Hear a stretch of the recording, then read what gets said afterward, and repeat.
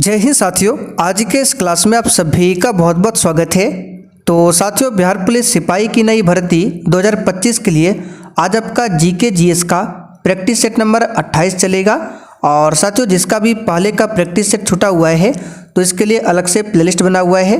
आप लोग चैनल के प्लेलिस्ट में जाकर उन सभी वीडियो को देख सकते हैं या फिर प्लेलिस्ट का लिंक आपको इसी वीडियो के नीचे डिस्क्रिप्शन बॉक्स में मिल जाएगा। आप लोग सभी वीडियो को देख लीजिए। और साथियों, अगर आपको इस बार 100% बिहार पुलिस में सिलेक्शन चाहिए तो आप लोग अभी से तैयारी कीजिए और डेली क्लास को अटेंड कीजिए। और अगर आपने अभी तक बिहार पुलिस के कोर्स को परचेज नहीं किया है, फटाफट से जाकर आप लोग परचेज कर सकते हैं। आपको प्ले स्टोर पर जाकर सक्सेस वर्ल्ड MCQ इस एप्लीकेशन को इंस्टॉल कर लेना है। कोर्स के बारे में जानकारी के लिए इस नंबर पर मैसेज कर सकते हैं। तो चलिए आज हम लोग प्रैक्टिस सेट नंबर 28 को सॉल्व करते हैं। तो साथियों, आज का पहला क्वेश्चन देखिए। पीतल किसकी मौजूदगी में निरंतर रहने से वायु में रंगहीन हो जाता है? एल्युमिनियम फॉस्फाइड, हाइड्रोजन सल्फाइड, हाइड्रोजनित वेफर या फिर डी एल्युमिनियम सल्फाइड। और देखिए साथियों, जो भी चैनल पर पहली बार आए हैं आप लोग क्लास टाइमिंग को नोट कर लीजिए। साइंस के लिए प्रैक्टिस सेट डेली शाम 7:30 बजे और मिक्स प्रैक्टिस सेट डेली रात 8 बजे। मिक्स प्रैक्टिस सेट में आपको हिस्ट्री, पॉलिटी, ज्योग्राफी, इकोनॉमिक्स और हिंदी व्याकरण के क्वेश्चन मिलेंगे। हालांकि आज के सेट में हिंदी व्याकरण का क्वेश्चन नहीं है। तो पीतल किसकी मौजूदगी में निरंतर रहने से वायु में रंगहीन हो जाता है? तो हाइड्रोजन सल्फाइड। इस क्वेश्चन को याद रखिएगा, H2S हाइड्रोजन सल्फाइड। चलिए क्वेश्चन नंबर देखिए दूसरा। वायु की क्वालिटी को बिगाड़ने के लिए जिम्मेदार कण जिनके कारण महत्वपूर्ण शरीर अंगों यानी कि शरीर के अंगों को क्षति पहुंचाती है, उसका वर्णन किस रूप में किया जाता है? चलिए बताइए, ppm में बताना है। ppm का मतलब होता है पार्ट पर मिलियन। ठीक है, इसका मतलब क्या होता है? पार्ट पर मिलियन।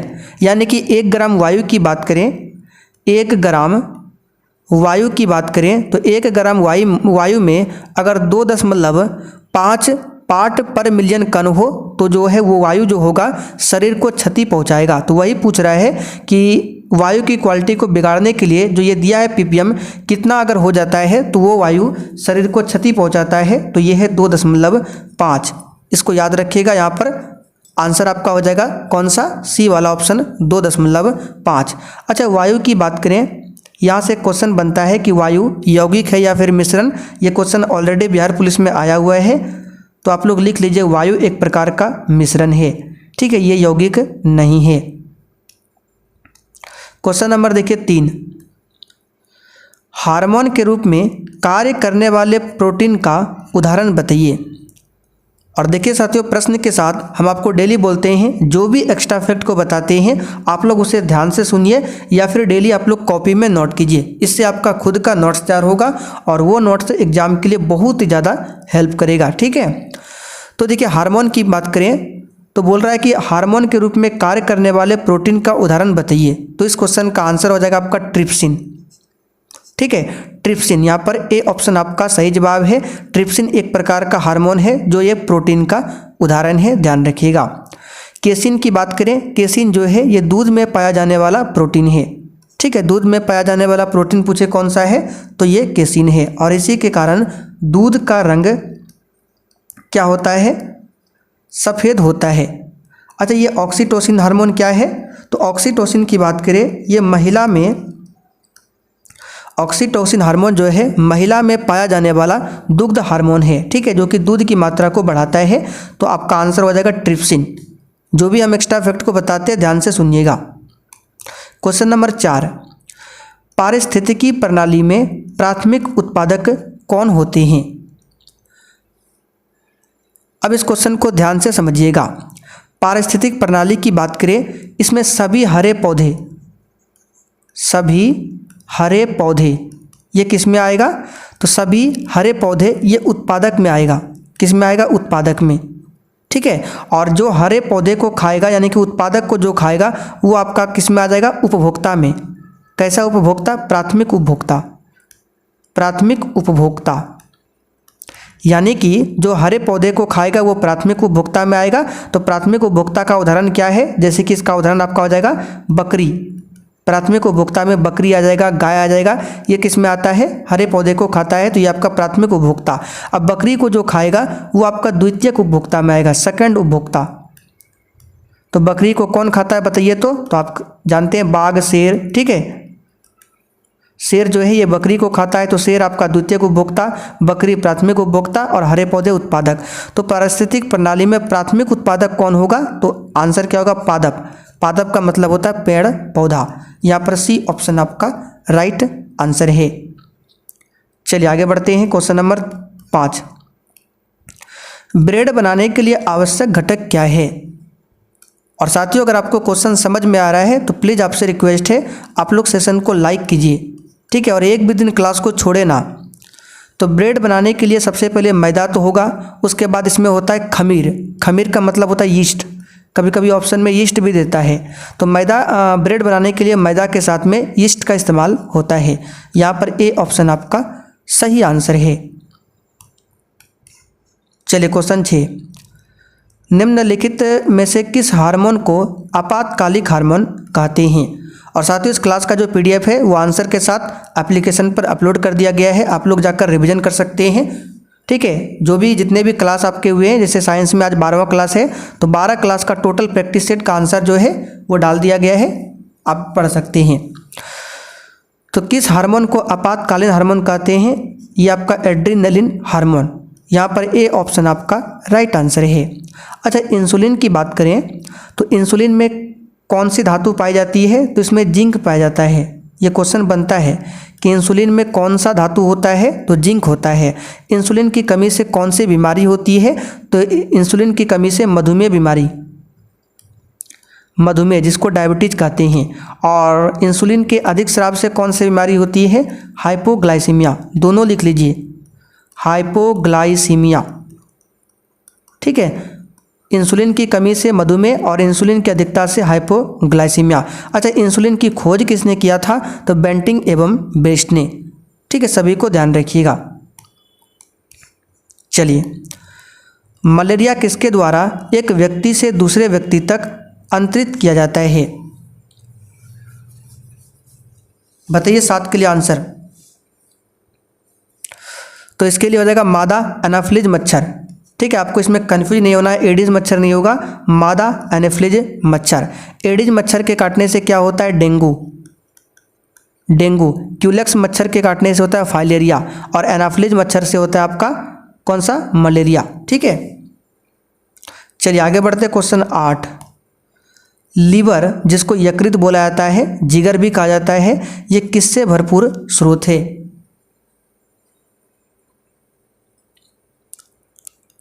आंसर इसका हो जाएगा कौन सा? 8 के लिए ऑप्शन डी वाला, प्रोटीन से भरपूर होता है। डी ऑप्शन यहाँ पर सही है। आगे देखिए, अमरबेल जिसको कसकुटा भी बोला जाता है, ये क्या है? तो अमरबेल जो है ये क्वेश्चन मद्यनिषेध सिपाही में आया था, ये आपका एक प्रकार परजीवी में आता है, ठीक है। डी ऑप्शन यहाँ पर सही जवाब है, परजीवी। यहाँ से कुछ क्वेश्चन बताते हैं, आप लोग लिख लीजिए। जैसे कि घटपर्णी हो गया, ड्रोसेरा, घटपर्णी, ड्रोसेरा, नेफेंथिस, ये सभी के सभी क्या है? तीनों आपका कीटभक्षी पौधा, कीटभक्षी पौधा। तो एग्जाम में क्या करता है? 3 में से कोई एक दे देगा और बाकी 3 ऑप्शन कोई और देगा, बोलेगा इसमें से पहचानिए कौन कीटभक्षी पौधा है। तो आपको एग्जाम्पल याद रखना है, घटपर्णी, ड्रोसेरा, नेफेंथिस, ये क्या है? कीटभक्षी पौधा है, लिख लीजिए। क्वेश्चन नंबर 10, नाइट्रोजन किसका अनिवार्य घटक होता है?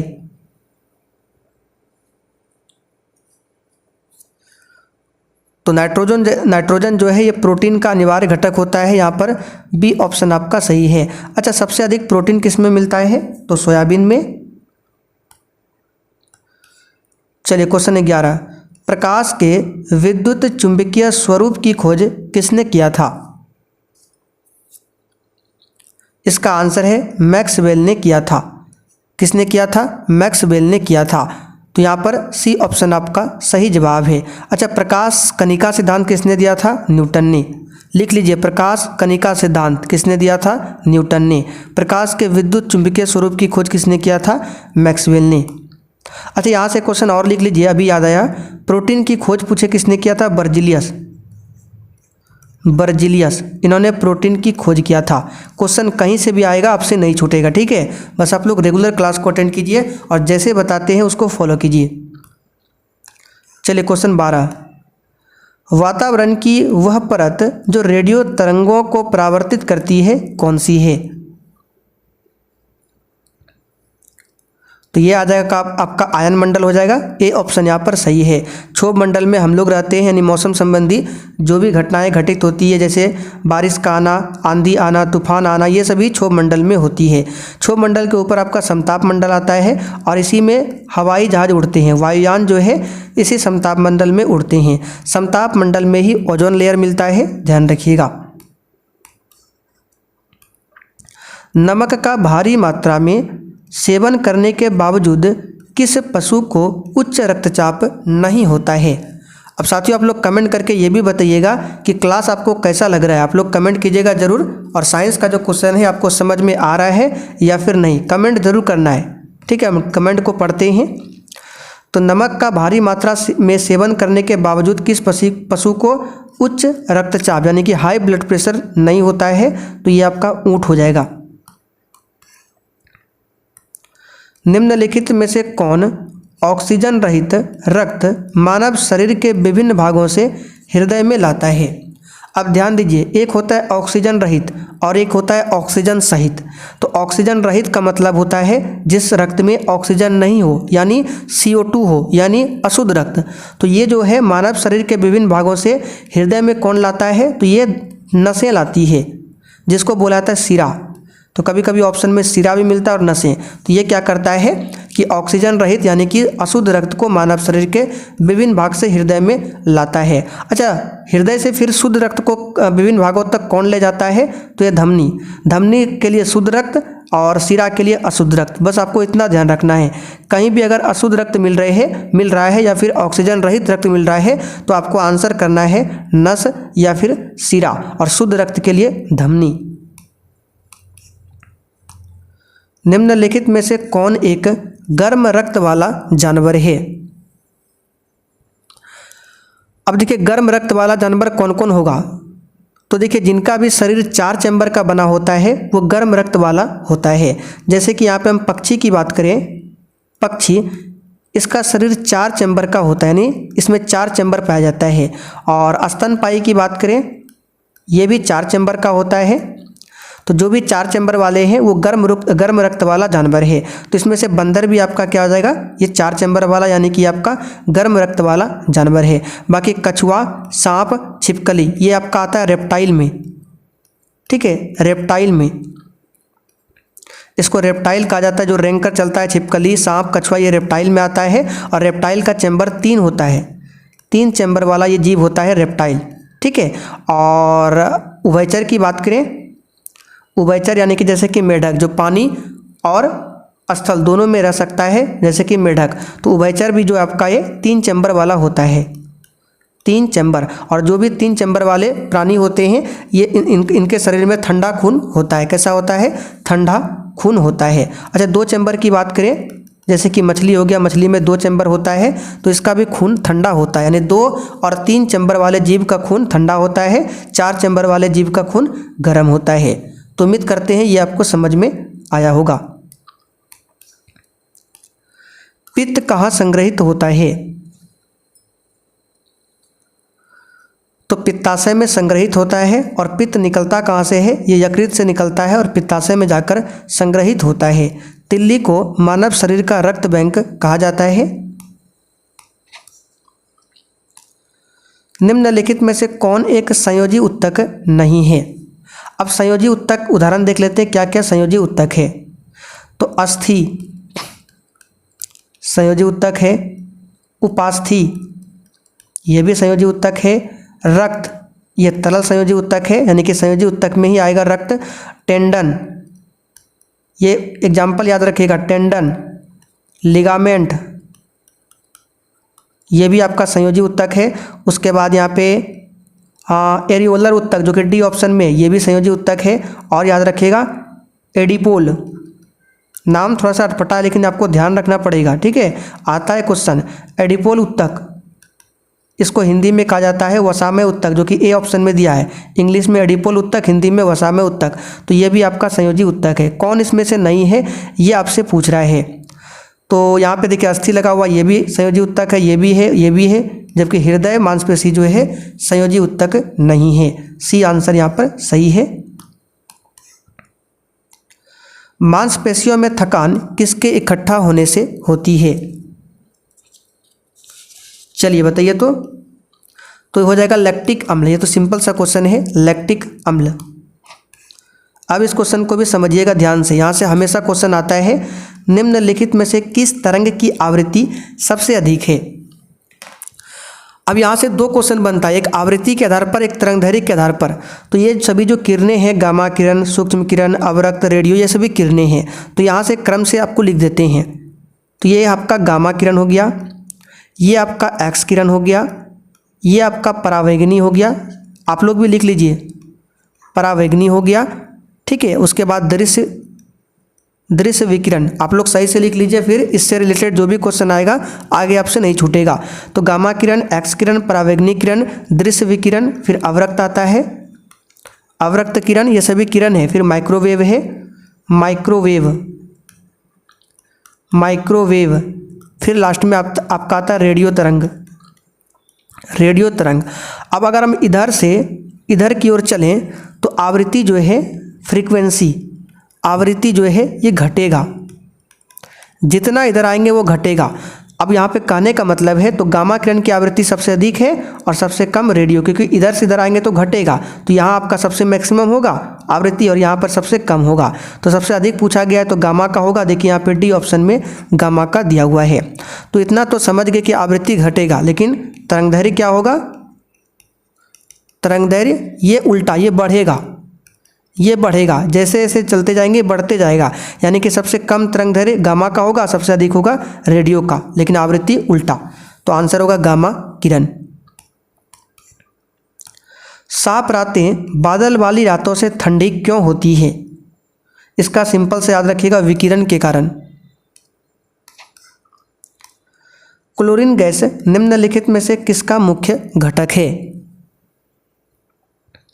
आंसर है अश्रु गैस, क्योंकि अश्रु गैस का फॉर्मूला होता है आपका CCl3NO2। तो इसमें क्लोरीन आ रहा है तो अश्रु गैस का घटक है। बाकी पानी H2O है, इसमें क्लोरीन तो है नहीं। द्रवित पेट्रोलियम गैस LPG हो गया, इसमें भी क्लोरीन नहीं आएगा।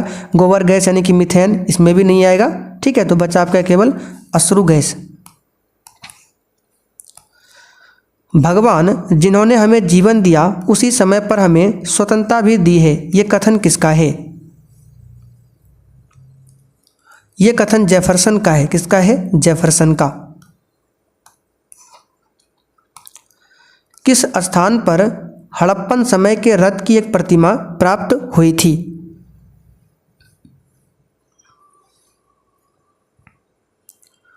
तो इसका आंसर क्या हो जाएगा? दैमाबाद, ठीक है। इसका आंसर क्या हो जाएगा? दैमाबाद।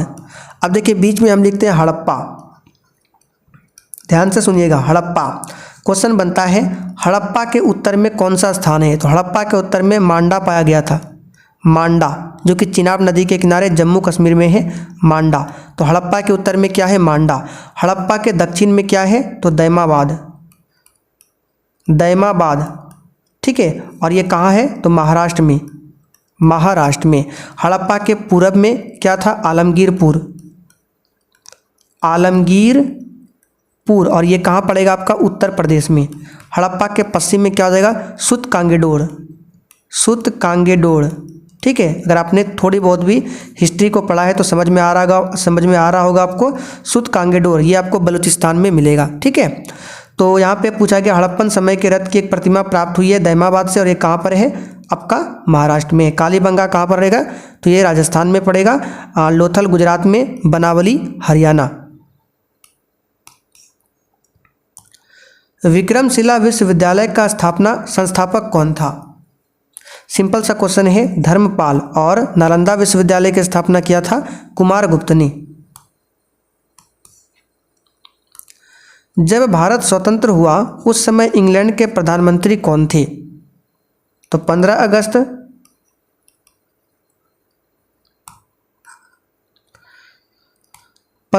1947 को हमारा भारत आज़ाद हुआ था और उस समय ब्रिटेन का पीएम कौन था?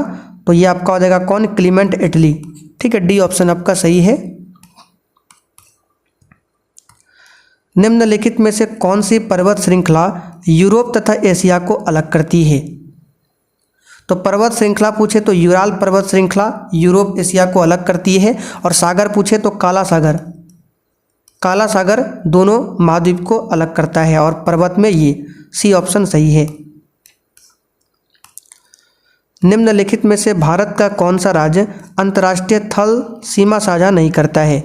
यानी कि कौन सा राज्य है भारत का जो दूसरे देश से नहीं लगता है? तो जम्मू कश्मीर तो लगता है पाकिस्तान से, उत्तर प्रदेश भी लगता है, नेपाल उधर, बिहार भी लगता है नेपाल से, जबकि मध्य प्रदेश बीच में आता है, ये किसी भी देश से नहीं लगता है।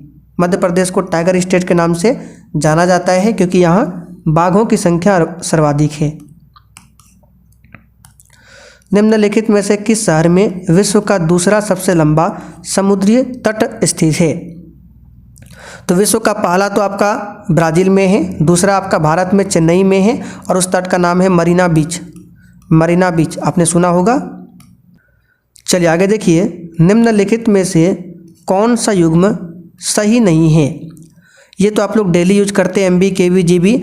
तो 10 MB में यहाँ पे दिया हुआ है 10,240 KB, ये बिल्कुल सही है। कैसे? क्योंकि 1 MB में कितना होता है? 1 MB में होता है 1024 KB। तो 10 MB में क्या होगा? 10 से गुना करेंगे तो यहाँ पे एक जीरो आ जाएगा, तो ये तो सही है। 1 TB में 1024 GB, ये भी सही है। 1 KB में इतना बाइट, ये भी सही है। ये गलत है, 1 GB में 10,240 MB नहीं होता है। आप लोग रिचार्ज कराते हैं तो 1 GB में कितना मिलता है? 1 GB में कितना MB मिलता है? तो 1240। तो ये वाला आपका कथन गलत है। एग्जाइल नामक पुस्तक किसने लिखी है? यह आखिरी क्वेश्चन है, तस्लीमा नसरीन। सी ऑप्शन यहाँ पर सही है। अब देखिए साथियों, प्रैक्टिस सेट में भले ही हमने 30 क्वेश्चन को कवर किया, लेकिन यकीन मानिए जितने भी हम आपको एक्स्ट्रा फैक्ट को बताते हैं, अगर सभी को इस तरह से गिन ले तो 70 से 80 क्वेश्चन से कम नहीं होगा। बस आप लोग कॉपी में डेली लिखिए। तो आज आपका 28वां प्रैक्टिस सेट कंप्लीट होता है, और कोर्स आपने नहीं लिया है तो ले लीजिए फटाफट से जाकर 9631887058 इस पर आपको व्हाट्सएप मैसेज करना है और कोर्स के बारे में जानकारी आपको मिल जाएगा।